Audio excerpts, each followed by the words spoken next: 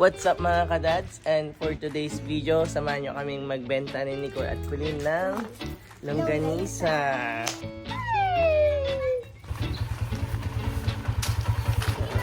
Madami yan.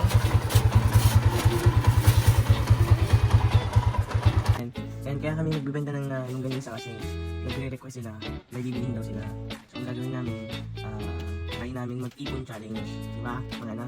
So paano kami makakapag-ipon kung hindi kami kikita? Kaya tuturuan ko sila paano kumita at mag-ipon. Yan, diba? So lahat ng pagbebenta namin dun sa longganisa na yan, yun, iipunin namin para pambili ng piano. Kahit second hand lang. So yun, abangan nyo kami para hanggang sa makabili kami ng kanilang piano sa pamamaraan ng pagbibenta ng kung ano-ano. So ano, let's go na? Let's go!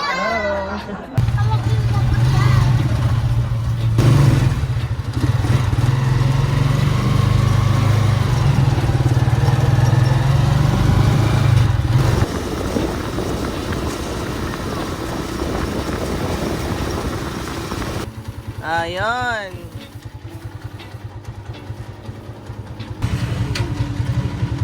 Thank you po. Thank you.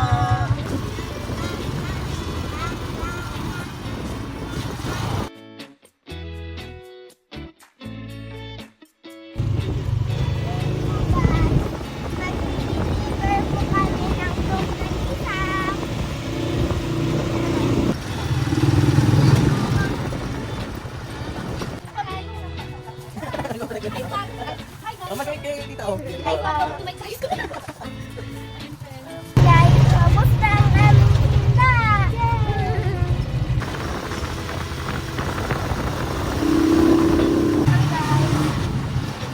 Malapit na kami sa bahay. Nicole, pagod agad.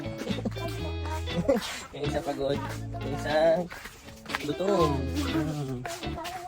Oo. Pagod ka din? Nag-enjoy kaya? Aba. Ay, nag-enjoy ka? Pero gutom. Lumipat yung bangs ko po. Lipat yung banks ko. Kami mag-deliver ng longganisa. Kaya to mga to, gusto kasi nila yung piano. So, kailangan nilang paghirapan at para pahalaga nila yung kanilang piano. Well, nakabili kayo. Kaya nyo magbenta ng Musa. turuan ko na Si sila. ate. Kuha na rin pa yan natin pagkagaling sa pabukas na. Ito na yung kanilang alkansya. So, dito nyo ilalagay yung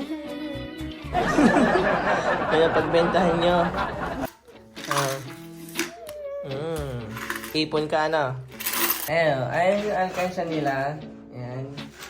So, basta ka sa background ng gulo pa ng gamit. Ayan yung magiging alkansya nila. Ayan nila iipunin yung pambili nila ng Piano!